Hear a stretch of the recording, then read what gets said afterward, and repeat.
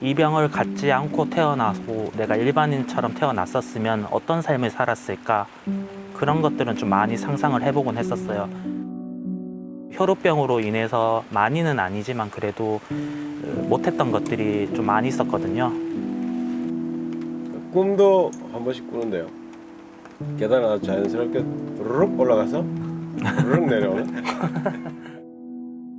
이렇게 학교에서든 사회에서든 내가 다른 시각으로 보여지는 것을 굉장히 좀 싫어했던 것 같아요. 뭐 저 포함해서 다른 분들도 그럴 텐데, 그래서 똑같이 봐줬으면, 나도 똑같이 했으면 하는 그런 마음이 컸던 것 같아요.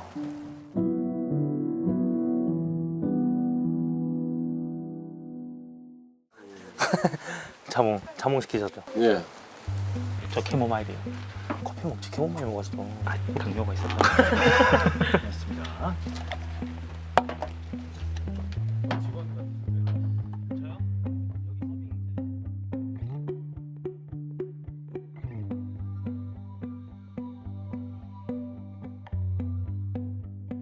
김태일이라고 하고요. 대부분의 혈우병이 선천적으로 갖고 태어나기 때문에 아주 어릴 때부터 한 살 때 코피를 많이 흘려서 진단을 이제 한 살 때 받았던 것 같습니다. 지금은 인터넷 신문에서 편집 일을 하고 있고요.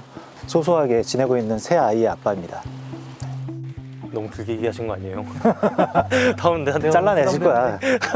내가 너무 부담되는데? 전 혈우병을 4살 정도에 좀 놀다가 발목을 뼈갖고 새벽에 그게 붓기가 계속 붓고 막 이러니까 그때 진단을 받았었던 것 같아요.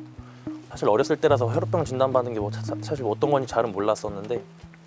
설명을 한번 부탁드려도 될까요? 어떤 질환인지? 몸 밖으로든 또 몸 안쪽으로든 출혈이 생겼을 때 지혈이 좀 늦게 되는 그런 병입니다. 중증 환우들은, 저도 중증이고요. 중증 환우들은 뭐 별다른 외상 없이도, 충격 없이도 뭐 자다가도 출혈을 이제 겪게 되는 그런 특징이 있거든요. 출혈이 났다가 계속 났다가 없어지고 났다가 없어지면 그 뼈에 이제 염증이 생기잖아요. 네, 관절 염증이 생기니까 언제 아플지 모르는 거라 갑자기 뭐 걷다가 갑자기 진짜 못 걸을 정도의 통증이 올 때도 있고, 발목에 뭐가 빡 하고 와요. 그러면 진짜 주저앉는다고 해야 되나? 그럴 때가 있거든요. 힘이 안 들어가지고. 힘이 안 들어가지고 아프니까 그러니까 이렇게 걸어가다가 그냥 이렇게 딱 주저앉게 될 때가 있어요, 한 번씩. 또 그런 것들이 반복되면서 이 뭐 무릎이나 발목, 하지 관절 쪽에 장애로 이제 남게 되니까 쪼그려 앉기, 무릎 꿇기 이런 것들이 되게 어려워지는 그런 장애로 이어지는 거죠. 만약에 하고 싶었던 게 생기면 남들이 하는 것처럼 그 중에 하나가 그게 있더라고요. 그 횡단보도에 신호등 얼마 안 남았을 때 뛰어서 건너는 거. 아, 그렇죠.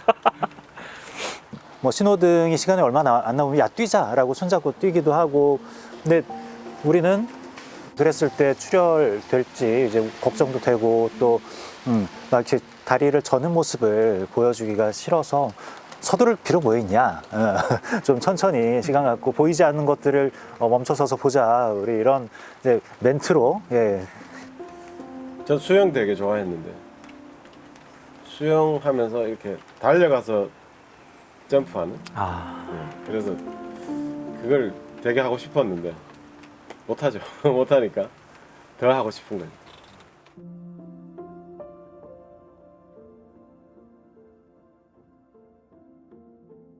제가 혈우병이라는 이유로 남들과 다르니까 괴롭힘의 우선 대상?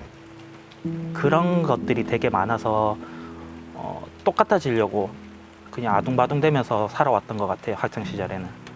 초등학교 다닐 때는 엄마가 이제 그 담임 선생님한테 다른 아이들에 비해서 좀 조심해야 한다라는 그런 편지 같은 것도 좀 보내시고 하셨었는데, 엄마가 선생님한테 이거 보내갖고 다른 애들이랑 나랑 또 좀 차별 대우를 해서 내가 약간 소외적인 그런 존재가 되면 어떡하지라는 그런 걱정도 좀 하긴 했었거든요. 애들이랑 벌 받을 때 그냥 너 빠져 그러는데 저 받을 거예요. 그러고 가서 저도 같이 받고. 그러고 집에 가서 주사 맞고. 그렇죠. 맞고 나서 괜히 맞았어 이러고 집 가서 주사 맞고. 특히 뭐 수학여행 같을 때 정말 괴롭더라고요. 간다고 이렇게 써넣었는데 제외를 시키니까. 너는 오지 마, 이런 거죠. 그런 거죠. 그러니까 왜냐하면 선생님들도 부담이 크죠. 크니까 더 외롭고 힘든 거죠. 아, 이렇게 제외가 돼야 되나? 이런 생각. 저도 한 6학년 때까지 수업 일수를 보니까 60일 한 학년당 12일 정도죠. 뭐 하루 간 학년도 있었고요. 아, 중학교에서도 제가 거의 1학년 조금 다니다가 그 이후로는 아예 학교를 못 갔어요. 그래서 고등학교 진학은 못 했고요. 친구들하고의 관계 이런 것들이 사실 너무 필요한 나이인데 어릴 땐 그런 거 많았고. 저는 선천적으로 태어나다 보니 이렇게 계속 살아와다 보니까 여기에 대해서 되게 개의치 않고 살아왔는데 이게 유전자 질환이고 모계 질환이다 보니 자기 자식을 혈우병으로 낳게 한 어머님들이나 가족들 마음은 얼마나 힘드셨을까 그게 항상 걱정되고 힘들었었거든요. 그렇죠. 왜 나를 이렇게 낳아주셨을까? 왜 나만? 뭐 이런 생각. 사실 그거에 대해서 그 대화를 거의 못 해봤잖아요, 우리가 부모님들과. 근데 그런 생각을 내가 한때라도 가지고 있었던 것에 대해서 부모님이 힘들어하시고 그랬던 거를 느낀 적이 있습니다. 그렇지 않아도 며칠 전에 어머니가 상당히 괴로워하시더라고요. 우리 가족은 그런 사람이 없었는데 내 자식이 이렇게 힘들어서 자기가 너무 괴롭고 힘들었다. 그렇지 않다고. 저는 분명히 돌연변이고 뭐 누구의 잘못도 아니니까 그런 부분은 생각하지 말자, 이야기하지 말자 했는데 또 그분들 좀 그 어떤 굴레 같은 거, 힘든 어떤 그런 심리적으로 힘든 부분에서 좀 이렇게 해방시켜 줄 수 있는 뭔가가 없을까 그런 생각을 좀 해보게 되긴 했습니다. 뭐 유전뿐만 아니라 최근에는 가족력 없이 자기 스스로의 돌연변이로 인해서 발생되는 비율도 약 30% 정도 되는 걸로 알려져 있어요. 네. 저도 돌연변인데. 그래요? 네. 셋 다 돌연변이구나. 저도 돌연변이에요.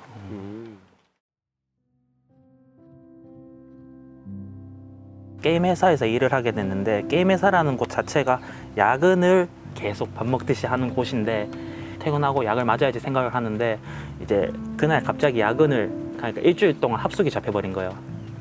그럼 난 약을 가져온 온 것도 없고 그렇다고 집에 갈 수도 없고 그 직장에는 제가 혈우병이란 걸 밝히지도 않았고 또 혈우병이란 걸 밝히는 순간 왠지 뭐 취업조차도 안 됐을 것 같고 불이익이 있었을 것만 같아서 숨겼던 시기였거든요. 결국은 이제 출혈이 난 거죠.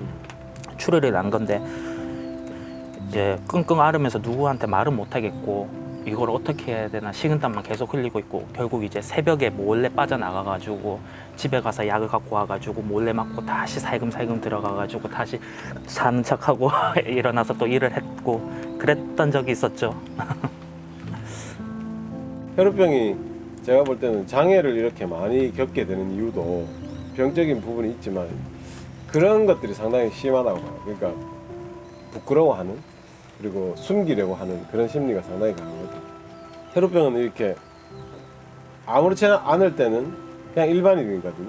그대로 남들에게 비춰지기를 원하기 때문에 그런데 그런 숨기는 그 현상이 사실은 자기 관절에는 가장 안 좋은 치명적인 일들을 만들기 때문에 그런 것들 혼자 고민하지 말고 어려운 거 있을 땐 묻기도 하고 또 도움도 받고 경험했던 사람들하고 같이 이야기 나누면서 행복한 건강한 그런 삶을 살았으면 좋겠어요.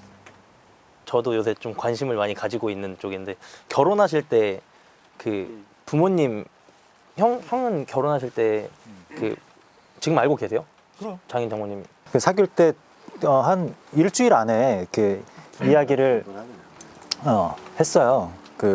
그리고 주사 맞는 모습이나 이런 것들을 자연스럽게 보여주면서 그 혈우병이 있다고 해서 뭔가 다르지 않다라는 것을 상대방에게 또 그 가족에게 알려주는 것은 굉장히 중요한 일 같아요. 그랬을 때는 뭐 나중에 혈우병을 직접적으로 이야기를 하더라도 큰 문제가 아니구나라고 자연스럽게 받아들이시고 그랬던 것 같습니다.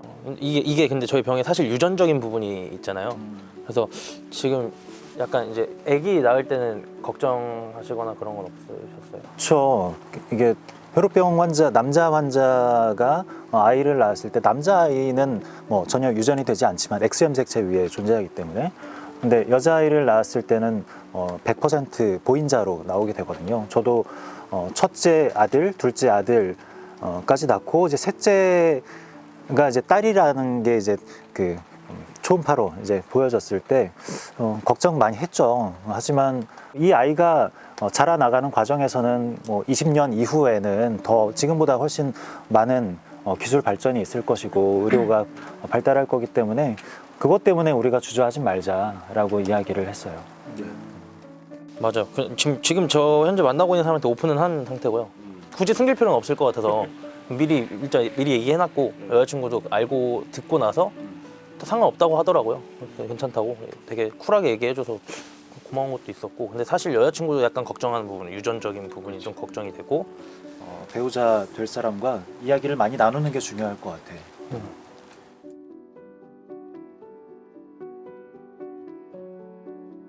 저를 이렇게 대상으로 찍었던 다큐멘터리가 공중파에서 나간 적이 있었는데 그 와이프도 함께 출연을 했었거든요. 그 와이프의 주변 사람들이 어려운 사람을 돕는 그런 함께 살면서 어려운 사람을 사회복지사 그런.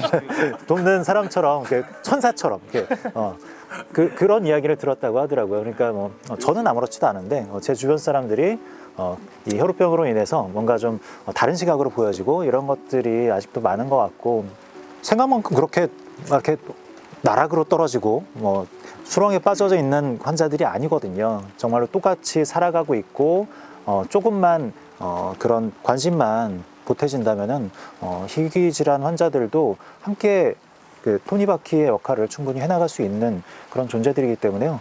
그런 시선을 바꾸는 것부터가 가장 중요한 일이 아닐까 생각합니다. 혈우병이 되게 싫기도 했고 지금 되게 고맙기도 한데 제 인생이 되게 행복해요. 왜냐하면 이 혈우병을 통해서 제가 그냥 제대로 된 인생을 그래도 조금은 산다는 생각을 가지고 긍정적으로 판단하거든요. 지금도 더 가다듬고 해야 되겠지만 몸은 어차피 그 DNA를 가지고 태어났기 때문에 어떻게 바꿀 수 없고요.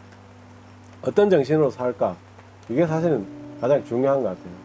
병이 있다는 건 핸디캡인데 그걸 극복하는 노력으로 인해서 더 큰 장점을 가지게 되는 것 같아요. 맞아요.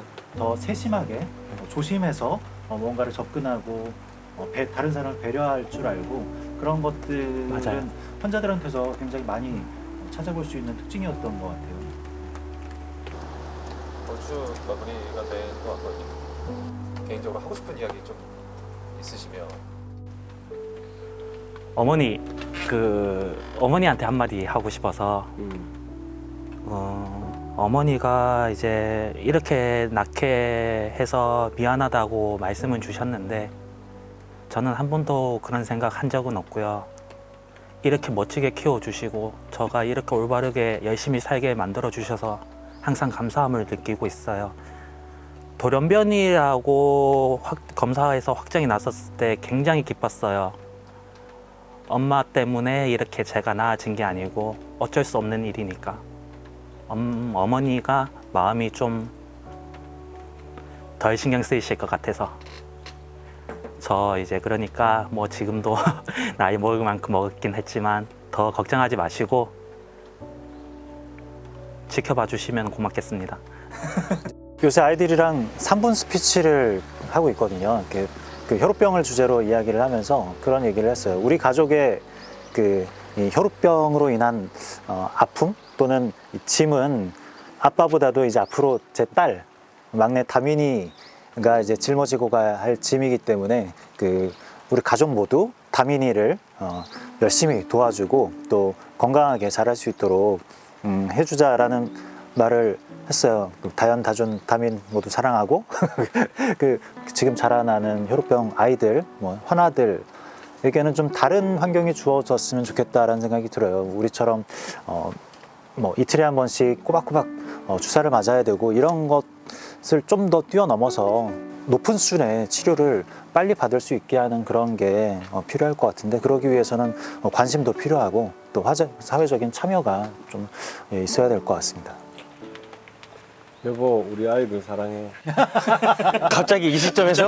갑자기 이 시점에서요? 이걸 잘라서 저도 엄마 아빠 사랑해요 이런 거 해야 되나? 해, 빨리 해. 잘라 붙이게. 어머니 사랑합니다. 이러면서